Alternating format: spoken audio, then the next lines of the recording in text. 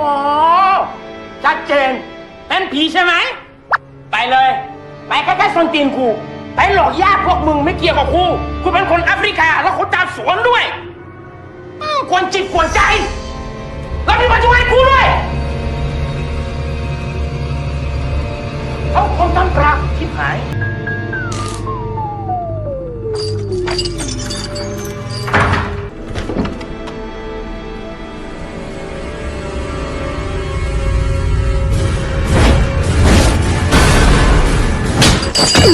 Kuบอกมึงแล้วใช่ไหม Awal film ini menampilkan suasana malam yang horor dan terlihat seorang nenek di atas kursi roda sedang mencari seseorang yang bernama Yok dan Mao.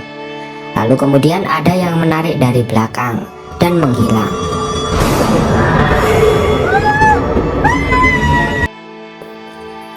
Pagi hari sang nenek sudah sekarat terbaring di atas ranjang. Lalu ada seorang biksu yang mendatangi rumah tersebut. Biksu tersebut dipersilahkan masuk oleh Mao.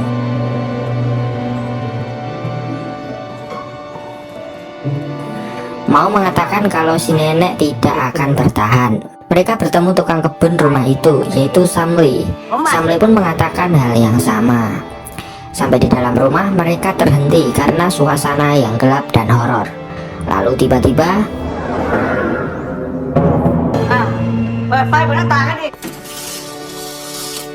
keluarga besar nenek berkumpul dan dokter mengatakan kalau hidupnya hanya bergantung pada ventilator saja.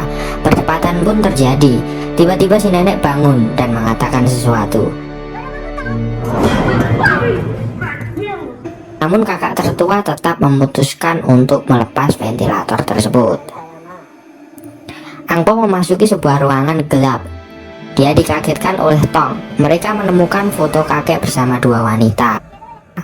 Angpo pun membuka sebuah guci di depan foto. Kemudian mereka dipanggil ayahnya dan meninggalkan guci tersebut terbuka begitu saja.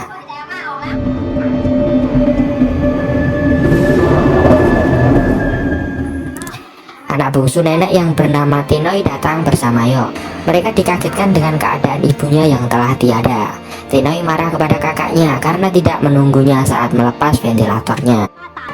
Mau membacakan surat wasiat yang ditinggalkan sang nenek. Isinya yaitu, di malam pertama nenek ingin Yok yang mengurusnya. Semua beristirahat di tempat masing-masing. Baru setelah tengah malam nenek ingin disediakan makanan favoritnya. Setelah itu surat wasiat kedua baru boleh dibuka. Saat semua keluarga beristirahat, sang nenek menghantui mereka semuanya. Mulai dari anak tertuanya yang sibuk dengan saham yang sedang turun.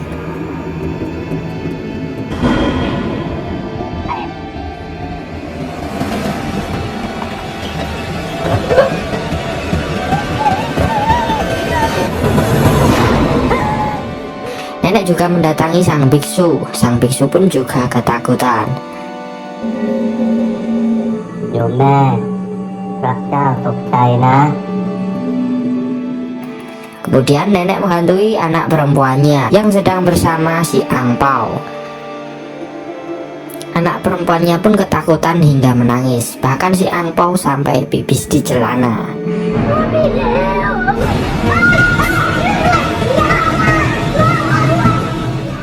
Sang nenek kemudian mendatangi Tinoi. Di sini terlihat Tinoi lah yang paling bersedih. Dirinya melihat kenangan bersama neneknya tersebut. Dia juga mabuk-mabukan. Tengah malam tiba, nenek dan semua keluarga berkumpul kecuali Tinoi. Mereka telah menyuguhkan makanan favorit nenek. Nenek yang didudukkan tiba-tiba kepalanya ke meja. Dan ketika ditegakkan, nenek menggigit daging. Tak disangka-sangka, setelah daging diambil, kepala nenek ke meja lagi.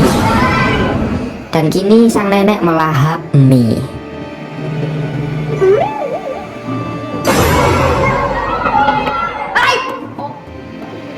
Tiba-tiba lampu mati dan terdengar suara seperti benturan ke meja. Ternyata ada sosok hantu wanita yang berada di atas meja dan membentur-benturkan kepala nenek. Lampu menyala dan hantu tersebut menunjuk ke arah Mao dengan sebuah pisau. Dia mengatakan kalau saat ini adalah saat yang ditunggunya. Masa lalu pun diceritakan hantu wanita ini adalah istri kedua sang kakek. Saat itu nenek sedang hamil. Istri keduanya merasa tidak dicintai lagi dan berniat meracuni nenek. Mengetahui hal tersebut, Mao disuruh menangkap istri kedua kakek ini dan merantainya di sebuah ruangan. Hingga akhirnya istri keduanya itu bunuh diri. Sekian kembali ke masa sekarang. Hantu tersebut mengatakan akan membunuh semua orang di rumah ini, dan ternyata semua orang sudah melarikan diri.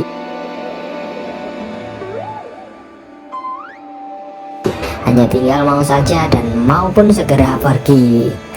Mao mendatangi Samle dan menanyakan jimat. Samle pun menunjukkan jimatnya.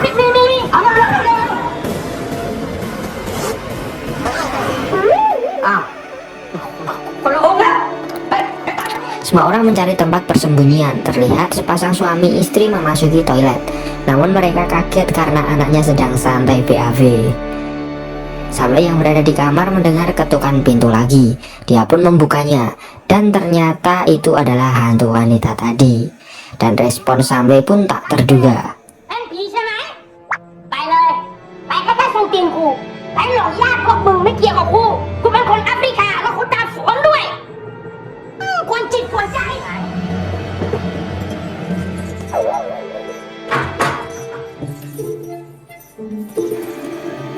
Saat hantu pergi, Samle ikutan keluar karena dipanggil Mao.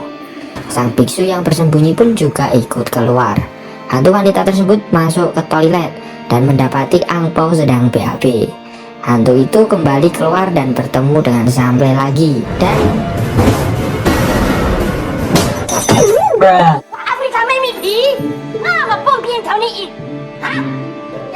Fuck you!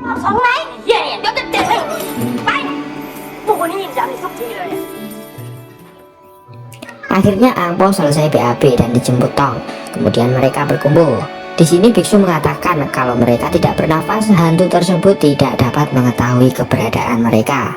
Tidak menemukan siapapun, sang hantu ngamuk dan mereka semua refleks melarikan diri. Sang kakak tertua bersama anaknya memasuki ruang makan neneknya tadi, dan anaknya mengatakan kalau tempat berbahaya adalah tempat teraman. Namun kemudian mereka berhasil kabur setelah pisau si hantu tidak bisa lepas. Di luar rumah terlihat dua orang sedang mengawasi rumah itu. Mereka kebingungan karena melihat banyak orang mondar-mandir. Pasangan suami istri mencoba kabur, namun hantu wanita itu muncul di depan mobil dan mesin mobil tidak mau menyala. Mereka panik, namun kemudian hantu tersebut hilang dan mesin dapat menyala. Dan ternyata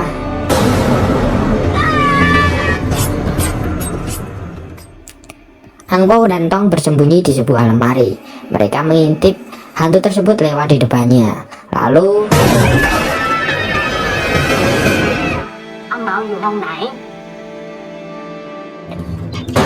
mereka keluar dari lemari dan bertemu dengan Yok. Mereka bersembunyi di bawah ranjang, namun sang hantu mendatanginya dan menarik kaki Angpao. Tarik-tarikan pun terjadi.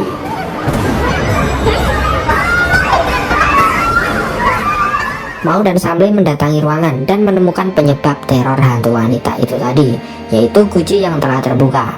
Di sini Mao menanyai Samle apa bisa membacakan mantra untuk memasukkan hantu tersebut ke dalam guci. Samle pun mencobanya.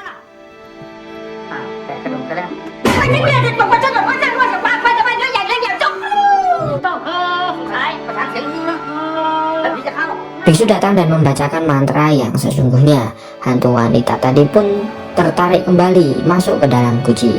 Namun kemudian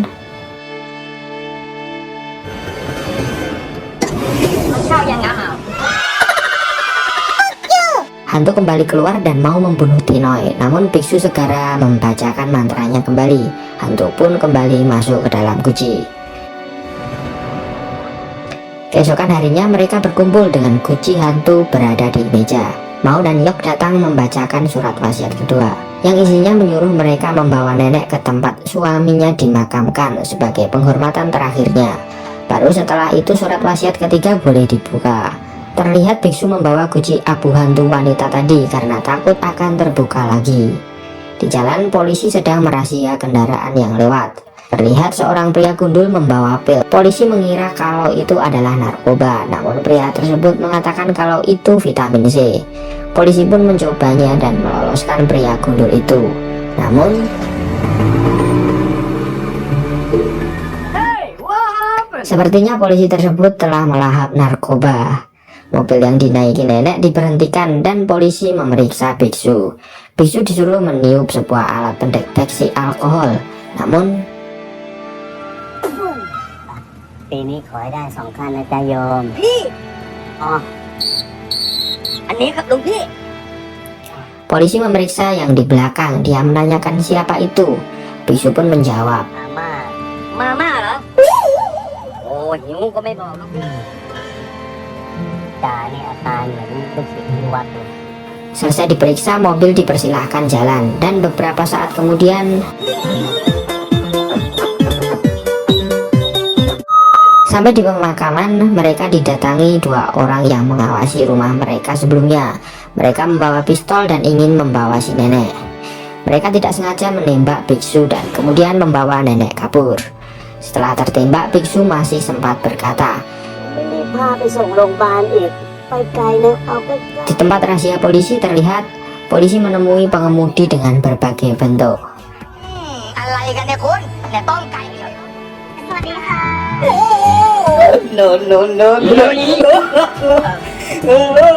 Mobil yang membawa nenek diberhentikan dan diperiksa kembali. Di sini polisi melihat sang biksu pucat dan menanyainya. ป้าเป็นไร เป็นไข้อะครับ ไข้อะไรเลือดทะลักขนาดเนี้ย ไข้เลือดออกครับ Polisi mengambil guci yang dibawa biksu dan membukanya untuk diperiksa. Hantu wanita itu pun muncul di sampingnya. Setelah diperiksa, biksu membacakan mantranya lagi. Hantu pun masuk kembali. Setelah sampai di rumah sakit, Samre disuruh mau untuk menjenguk biksu. Dan ternyata หลวงพี่ปลอดภัยแล้วครับ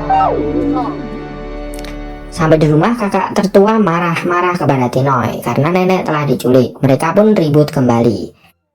Tenoy mengatakan penculik menginginkan uang tebusan. Kakak tertua pun mengajak kedua anaknya, yaitu Tar dan Tong, untuk pulang. Namun mereka berdua mengatakan, ถ้าป้าตายแล้วศพป้าถูกขโมยไปจะตายใช่ป้าไหม ไม่มั้ง keesokan harinya kakak tertua tiba-tiba datang ke rumah kembali dan bersikap baik. Mungkin dia mikir setelah apa yang dikatakan oleh kedua anaknya tadi malam. Penculik nenek menelpon dan meminta tebusan. Mereka semua mengumpulkan uang, namun masih kurang. Tenoy pun mencari pinjaman kepada Bos Dang. Namun Tenoy harus bertarung dulu dengan Bos Dang. Kalau Tenoy berhasil menang, dia akan dipinjami uang. Tenoy pun bertarung melawan Bos Dang. Tenoy menerbangkan Bos Dang dengan sekali pukul. Dia pun mendapatkan uangnya. Penculik nenek mendatangi rumah dan menangkap semua anak-anak si nenek, termasuk si biksu juga. Namun mau dengan santai berada di belakang penculik tersebut. Kakak tertua mengatakan kalau maulah dalang dibalik semua itu. Tenoy bersama Yok sampai di rumah kaget melihat semua orang telah diikat. Mau meminta uangnya pada Yok dan Yok pun ternyata di pihak Mao. Tenoy pun mengamuk dan menyerang Mao. Namun diancam kalau neneknya akan dimutilasi. Tenoy memeluk si nenek dan tiba-tiba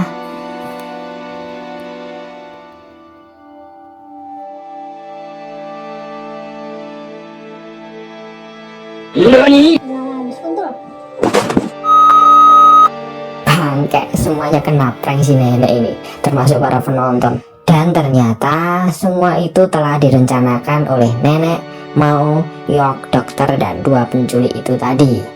Si nenek sedih karena anak-anaknya tidak akur. Dia menceramai anak-anaknya tersebut. Sang nenek kemudian membacakan surat wasiatnya. Tenoy mendapatkan warisan, namun Tenoy harus menikahi Yok. Semua anggota keluarga mendapatkan warisan, namun si Mao ส่วนอาเมาส์อ้วกขอบใจด้วยมากนะ ไม่ได้แบ่งให้สักบาทครับ ขอบใจจริง Tenoy dan Yok pun menikah, dan waktu sesi foto-foto tiba-tiba nenek memejamkan matanya dan tamat.